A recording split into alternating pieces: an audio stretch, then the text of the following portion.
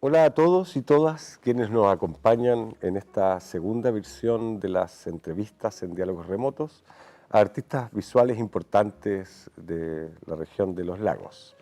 Esta vez nos encontramos con una artista joven, con una trayectoria muy ascendente, con una producción sumamente interesante y que vamos a conversar desde sus exposiciones, su mirada estética, artística, su técnica, sus proyectos y la visión que tiene del mundo en estos momentos que estamos en pandemia mundial. Me refiero a Fernanda Barceló. Hola Fernanda, un gusto poder conversar contigo hoy día en el Teatro Diego Rivera. Hola Jorge, también un gusto y un halago que me hayan invitado a esta serie de entrevistas. Sin duda alguna, así que, bueno, Fernanda realiza sus estudios en la Universidad de Arcis, en la Escuela de Arte y Cultura Visual, eh, y el año 2012 particularmente participa en el Salón Surmundo, eh, acá en la Casa del Arte Diego Rivera, la cual obtiene el máximo reconocimiento con su obra Día de Campo. Y luego tiene varias producciones y presentaciones en exhibiciones, ya sea en el sur, Galería Balmaceda, en Santiago, Matucana, también tiene una trayectoria internacional en México, por ahí por Chiloé en el MAM, etcétera, etcétera. O sea, es un artista que ha tenido una rápida producción de arte y de obra y que, bueno, hoy día vamos a conversar justamente sobre eso, Fernanda, y quería llevarte a una primera pregunta que es sumamente importante compartir tu opinión al respecto. Las salas de exhibiciones, los espacios de arte, los lugares de intervención están vacíos, producto de este distanciamiento tan feroz que hemos vivido en estos últimos meses. Eh, ¿Qué ha significado para ti este proceso y cuál es tu mirada al respecto ante esta ausencia de poder seguir compartiendo la obra o democratizar un poquito la mirada frente a la obra que puede expectarse? Eh, bueno, estaba pensando en realidad cuando hiciste alusión a los espacios vacíos, como que se me vino ahí un recuerdo del vacío también de los eventos como a nivel mundial que tuvieron que ser así como sin público. Como que tenían algo como de sublime y de, no sé, no voy a decir patético, pero era raro, una conjunción de algo que parecía como absurdo y a la vez como bello. Estoy pensando en, el, lo que pasó con el Papa o con este soprano Andrea Bocelli, por ejemplo, que hicieron estas cosas como grandilocuentes, artísticas. Bueno, lo del Papa no es artístico, pero tenía algo así como de desolador. Y, y bueno, yo creo que igual en el caso de lo artístico también ese vacío también tiene que ver con la crisis que estamos viviendo. O sea, la pandemia ha sacado como los problemas que ya teníamos, los ha hecho mucho más evidentes, yo creo. Eh, que el arte haya tenido como que replegarse porque no existen los espacios donde mostrar, mm, es bien trágico para los que producimos también, porque en realidad es como el ráscate con tus propias uñas, casi que existe como en general en este sistema, porque los espacios como estaban cerrados, ahora uno tenía como que reinventarse y ver de qué forma mostrar como en medios digitales. Y yo creo que eso funciona para algunas disciplinas, como, no sé, quizás para los del teatro, pero que tampoco fue tan inmediato porque requiere todo un aprendizaje de las tecnologías, que tuvo que ser, yo creo que algunos habrán recibido ciertas capacitaciones, pero en general no fue tan inmediato como en decidir así como hacer cosas por streaming, que en el caso de cosas teatrales yo creo que hay algunos que pum, se les prendió la ampolleta.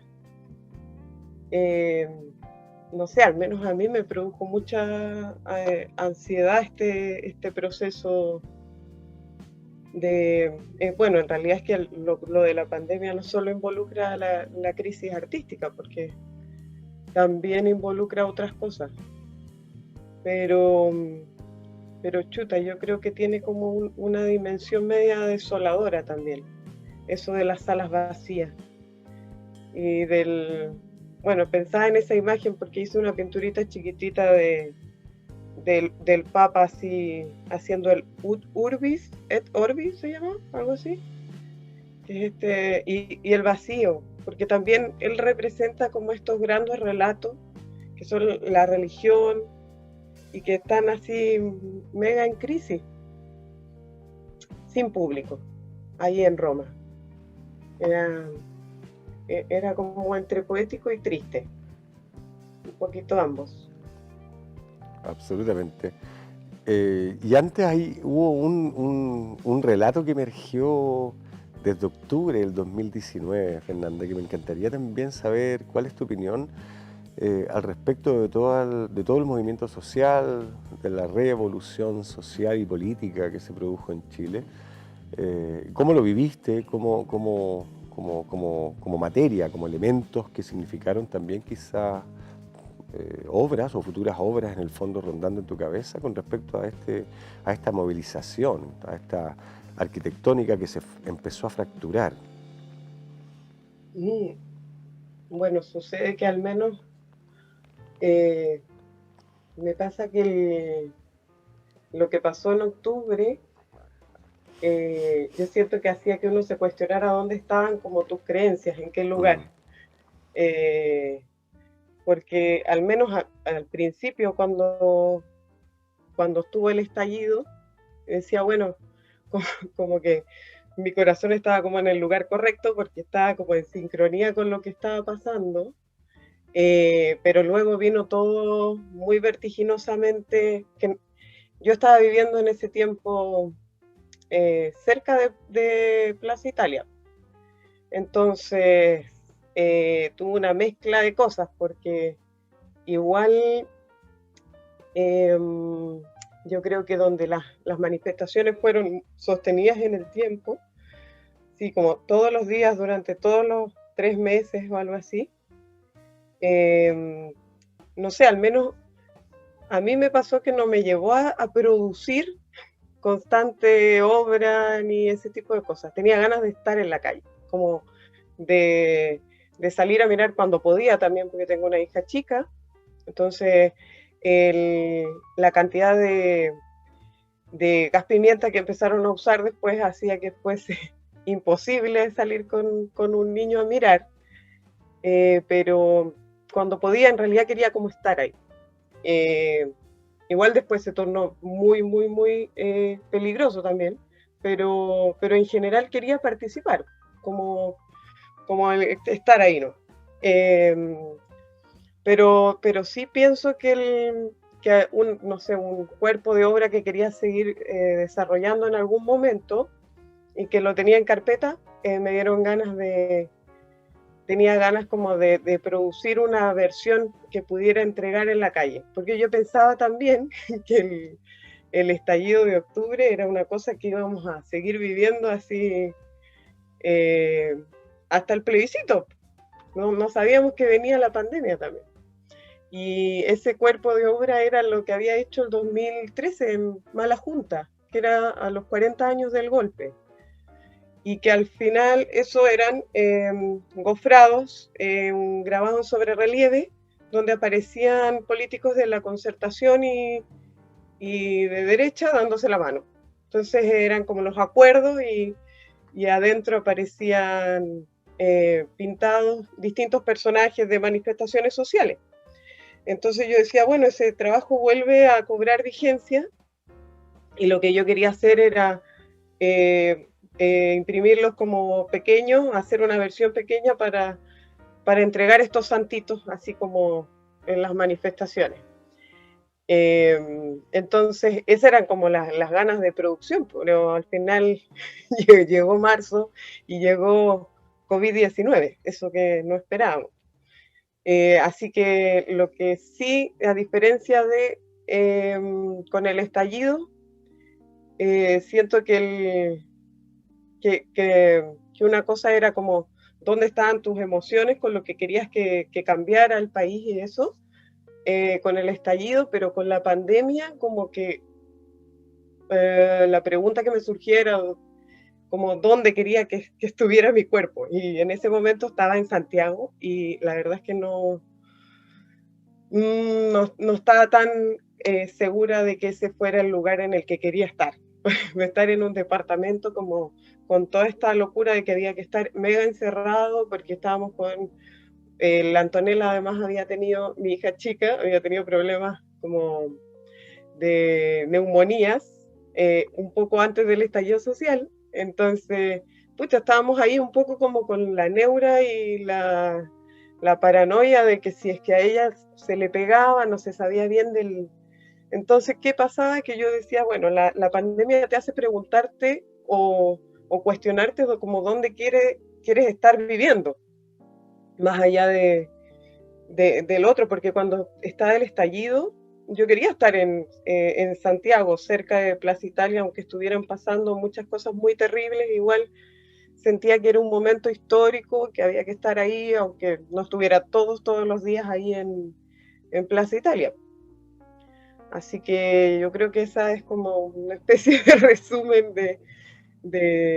o al menos cómo me siento yo respecto de ambos procesos, y la pandemia me hizo producir más, pero no porque tuviera más tiempo, porque me pasó con un podcast en el que estuve participando, que mucha gente a la que entrevistábamos, como escritores y gente relacionada con la danza, con la cultura en general, que muchos decían que empezaron a producir también porque algunos o estaban ansiosos y de pronto tenían mucho tiempo, como que los obligó a volver a sí mismos la pandemia, y al estar encerrados también empezaron a producir mucho.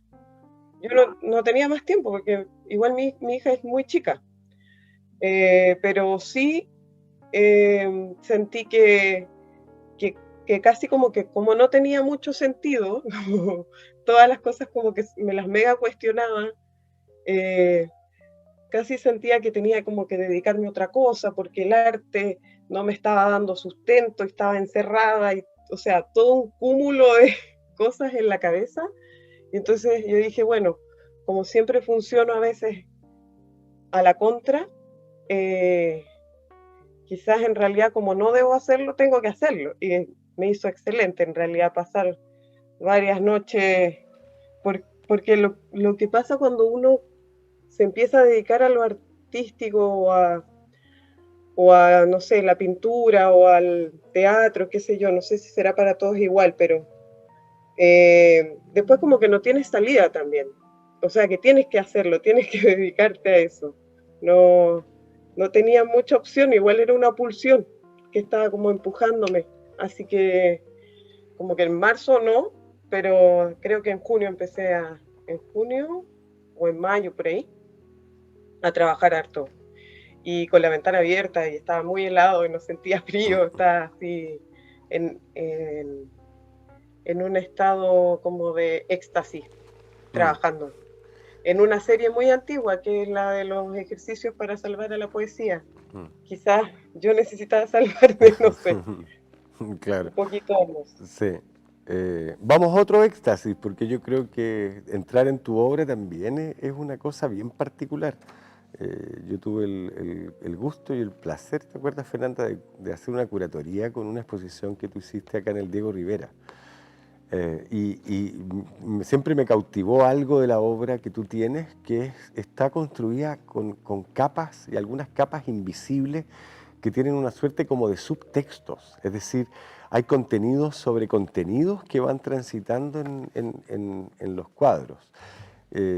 hay una cosa entre lo político y lo poético. Me gustaría que me hablaras como esta poética de tu obra, particularmente cómo vas logrando que ese proceso de producción o ese proceso creativo finalmente se plasme en la producción que tú haces. Eh, pero ¿te gustaría saber respecto de alguna serie en particular? Porque creo que últimamente hay como preguntas que he sostenido más en el tiempo respecto de lo que tú viste antes, que creo que andaba como más como siendo como pinchada por algunas imágenes. Mm. Después Las preguntas, siento yo creo que, que ese tema de las preguntas es súper interesante. Esas preguntas que tú te has venido planteando post esas producciones. claro, creo que como que me dejé un poco poseer por algunas preguntas. De hecho, fue como un poco después de esa exposición, porque al final era como un popurrí de distintas series que junté, pero no sé si ahí había un cuerpo de obra para nada todavía. Me estaba, yo creo, preguntando todavía el qué y el cómo, y en realidad después dejé de preguntarme el qué y el cómo, y lo que primó fueron como ciertas búsquedas. Y yo creo que la pregunta del proyecto que todavía está abierto es que no sé si alguna vez lograré cerrar, es el de ¿cómo se llama? Estudio para una contienda desigual, que es sobre los nadadores de travesía. Y yo creo que al final son preguntas que me comienzo a hacer, pero lo interesante es que aquí o sea, en estos últimos trabajos como que he dejado que esas preguntas evolucionen o que aparezcan otras. Como que he tenido un poco más de paciencia que en ese tiempo luego del concurso y de esa exposición.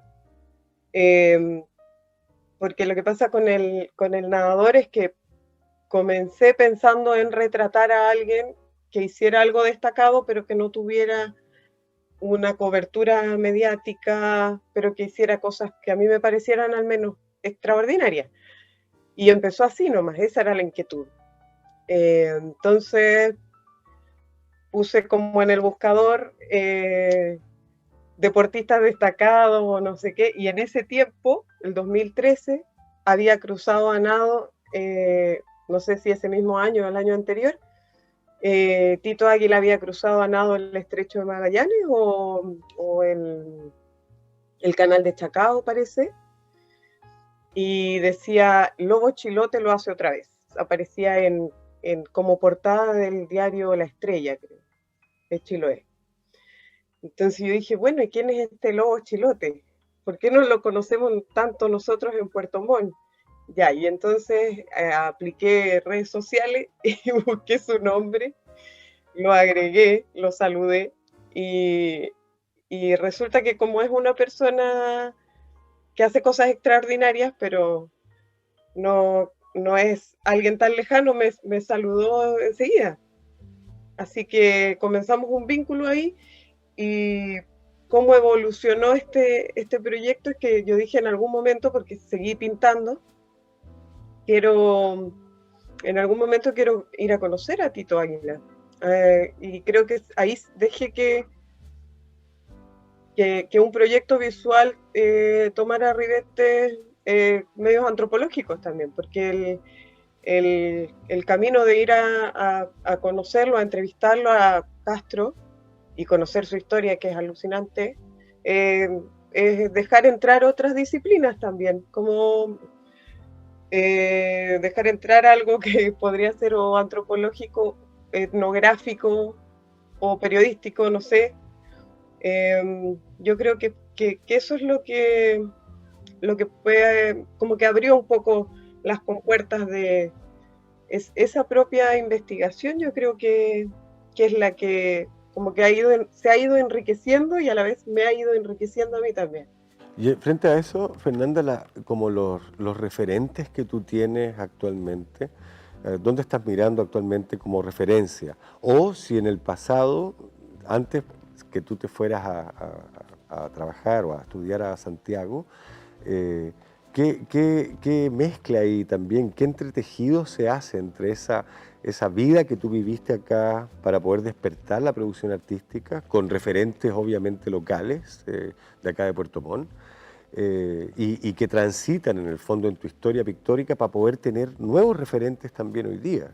No sé si en esa mixtura también, en ese entretejido entre referencias, nos pudieses hablar de la particularidad que tuvo tu vida acá en Puerto Montt antes de viajar a Santiago Artes Visuales. Es decir, tenías referencias pictóricas, habían algunos artistas que eran quizás te llamaban mucho más la atención, y luego esas referencias quizás fueron mutando, transformándose también para otras nuevas referencias actuales. Yo creo que así como referentes de pinturas, porque ahora mismo no recuerdo si es que tuve alguna epifanía ahí mismo en el Diego Rivera, que puede haber sido con algún pintor, o alguna pintura quizás de Manoli, como, como que puede haber sido que él lo haya visto. Además creo que en el tiempo que estaba estudiando en Puerto Montt, en ese tiempo no habían tantas salas tan variadas. Creo que estaba la Hardy Boystuba y paremos de contar. Quizás estaba la mexicana abajo, no sé. Ahí tendríamos que preguntarle a Andrés. Pero podría haber sido, sí, Manoli, pero no sé si tenía muy decidido estudiar arte en ese tiempo, para nada. Lo que sí, consideraba que la disciplina o lo de pintar, porque ya había empezado a hacer algunas cosas en el Salesiano, llegó una profesora de arte que venía de Santiago y trajo una cámara ampliadora. Y yo creo que eso igual fue como medio mágico o alucinante, el pasar como a entender que la fotografía, cómo se producía, más allá de que no me dedico yo a sacar fotografías para nada, pero el proceso de revelado con la máquina en la salita oscura, yo creo que hay que conectarse como con algo misterioso o algo que te haga hacerte preguntas para después que dedicarte, tener algunos pinchazos. Bueno, y tomé un taller con Catherine Gerdalo, que creo que ahora está viviendo en Santiago. Y ahí pasaba a intrusear a los otros talleres que estaban en la Casa Negra. Pasaba a intrusear al taller de Rubén Schneider, que estaba al frente.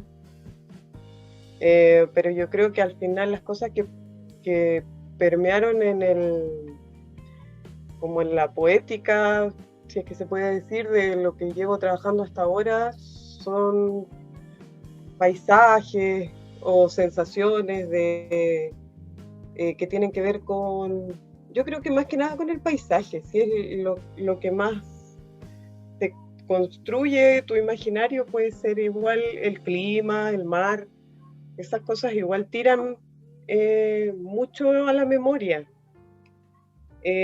marcan. Sí, y ahí entre Día de Campo, esa obra que ganó en el fondo el Salón Surmundo, y Ejercicio para Salvar a la Poesía, ¿cómo fue ese tránsito entre ese lugar inicial como de alguna manera de consagración, un reconocimiento, dar o estar en la posibilidad de poder exponer con tu propia obra en un lugar como un premio, digamos, premiando en el fondo el trabajo, y el salto que das después en Ejercicios para Salvar a la Poesía?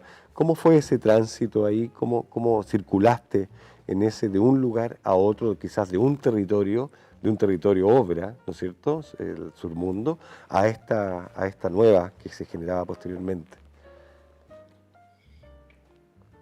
Yo creo que igual es un tránsito largo, de años Mm. también.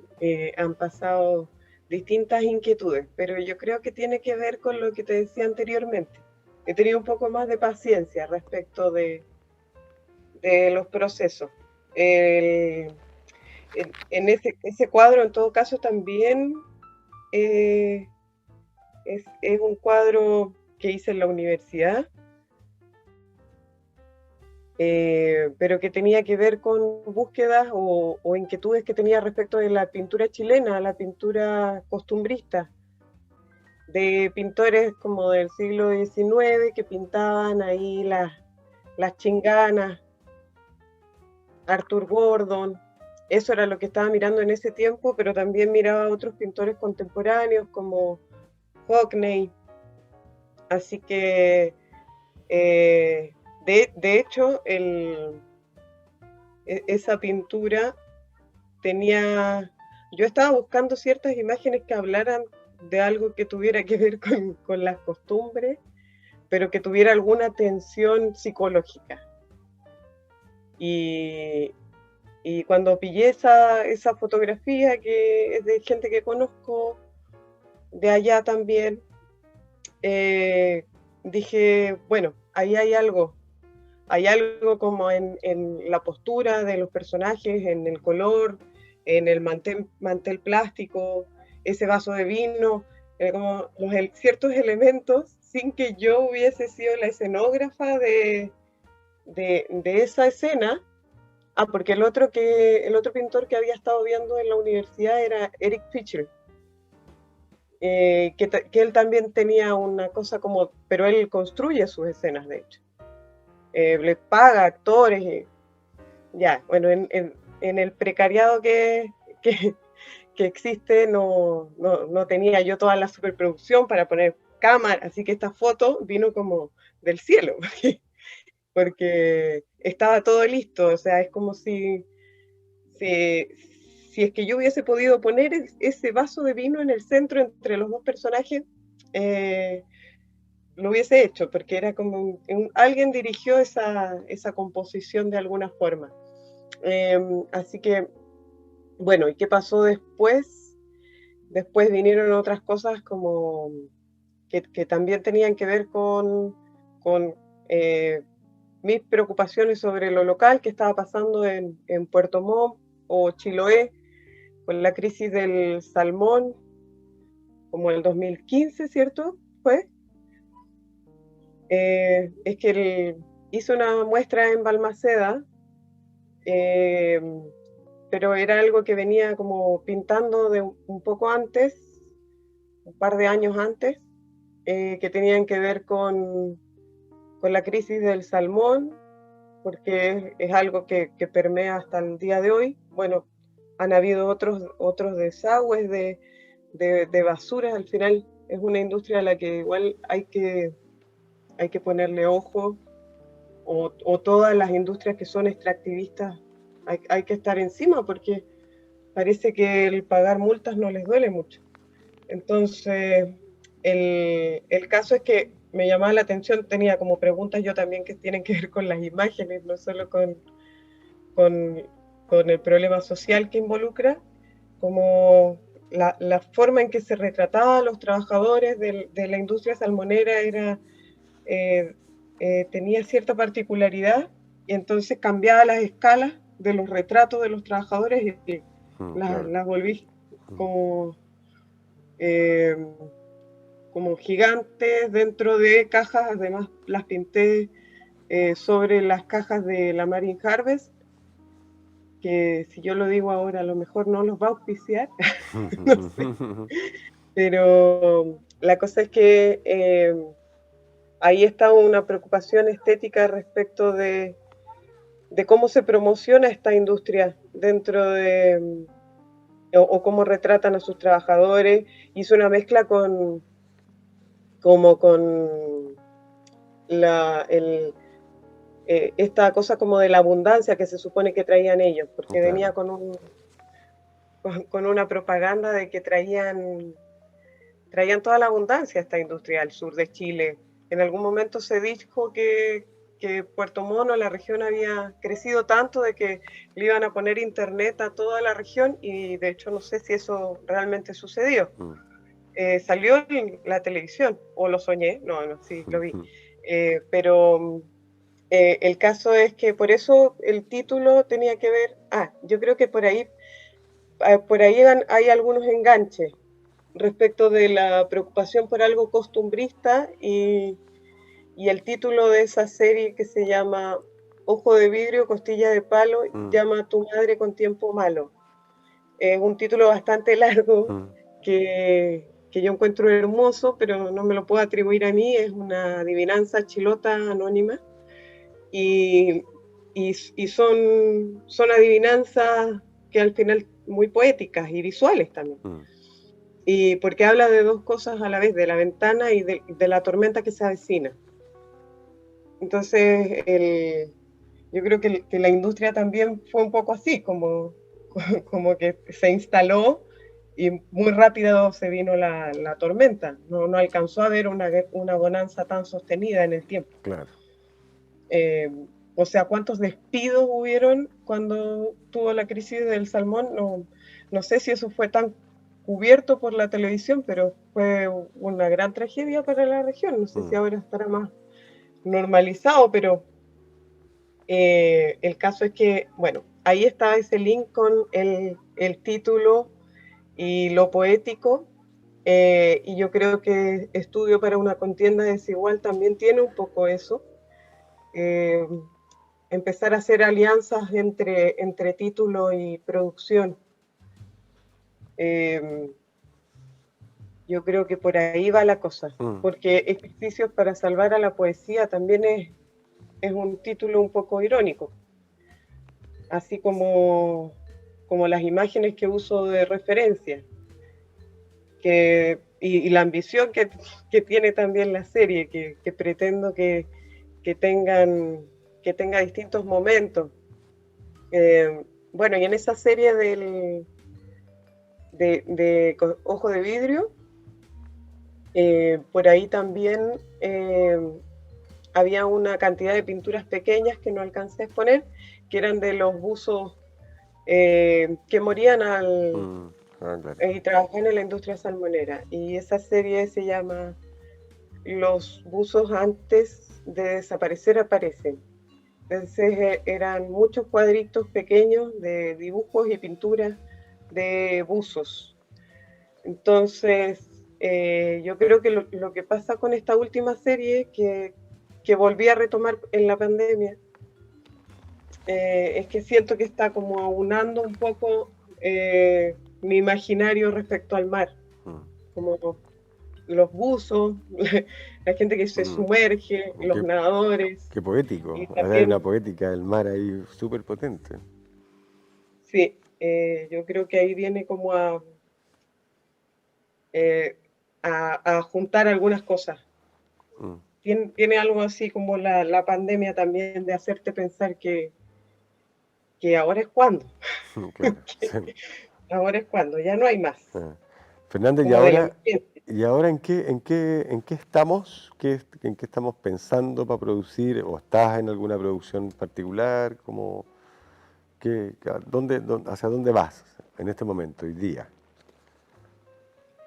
Tengo un proyecto que me tiene bien entusiasmada, que es continuar esta serie de los ejercicios para salvar a la poesía, y mostrarlo en la bibliolancha de Kemchi. Y la idea es llevar una especie de maleta que aúna distintos momentos de la producción que he tenido antes, que es que hay una parte que no es, o sea, como que me he permitido reírme también en la pandemia. Entonces, tengo muchos saltos de Charly García, pintura de Charly García, que tenía una cosa que algunos dicen que él siempre tenía la seguridad de que iba a caer en las piscinas, pero él mismo después dice que no, lo que le gustaba era que era pum, paf, o como era, pum, paf, como adentro, pum, paf, afuera. O sea, así. Y entonces estarían los saltos, algunas pinturas de los nadadores y los lectores también y los buzos. Sería como estas maletas Dada, que se supone que tienen como el mundo en un instante. Y ahí el referente obviamente son los Dada, que tenían esta cosa como media absurda y a la vez abarcadora de plantearse proyectos así de raro, como una maleta museo, maleta galería, maleta algo. Lo encuentro maravilloso porque igual va transformándose en un devenir permanentemente materia o referencias que se va transformando, mutando hasta que es capaz de aparecer en el fondo, en el soporte, en la tela. Ese proceso es maravilloso. Fernanda, vamos a ir terminando y quiero llevarte así como a una imaginería. Eh, si tuviésemos que invitar ahora entre los dos a un tercer invitado como que pudiese dialogar hoy día con nosotros, ¿qué artista de la historia del arte, vivo, muerto, presente, pasado, qué artistas tú invitarías para poder conversar temas como el que hemos acabado de relatarnos entre tú y yo? ¿A quién invitarías? ¿Artista, hombre, mujer? Chuta, pensé en uno internacional, pero así porque vi su película, una película sobre él y también una muestra que hicieron en La Moneda, pero estaba pensando en Turner, pero William Turner, sí. Pero para no irse tan lejos, porque si estamos como en la dimensión de lo que no están vivos, podríamos traer a la Elsa Martin.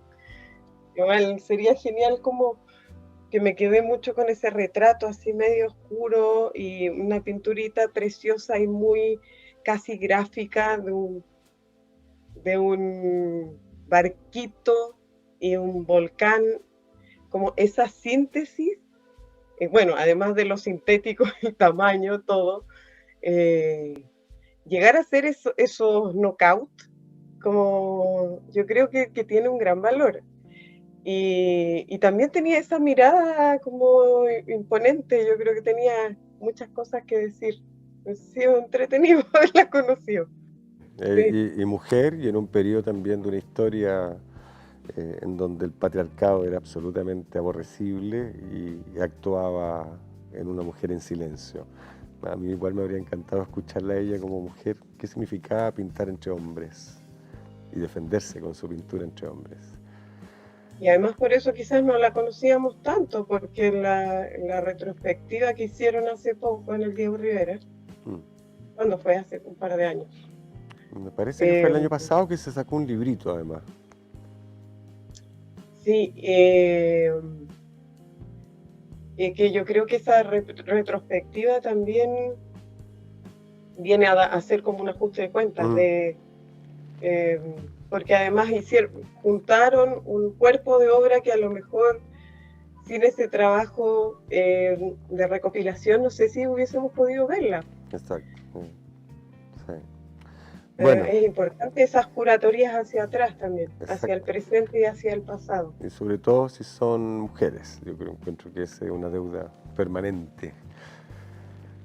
Fernanda, te queremos agradecer y te quiero agradecer a título personal, muy especialmente el haber podido conversar y recorrer en estos momentos que se van muy rápido. Fue muy breve esta conversación, no puede dar para mucho más. Pero agradecerte igual tu tiempo y en el fondo, relatos sobre la obra que tú produces o has producido y tus caminos hacia adelante. Y muchas gracias, Fernanda, por haber estado en esta conversación. Y bueno, queremos dejarlos a todas y a todos invitados para una próxima entrevista con alguna o algún artista destacado en la región y darle un tiempo a la Fernanda para que se despida, y con eso les agradezco la compañía que han tenido en este programa de entrevista y sobre todo con la Fernanda Barceló. Fernanda, si quieres decir unas últimas palabras y despedirte.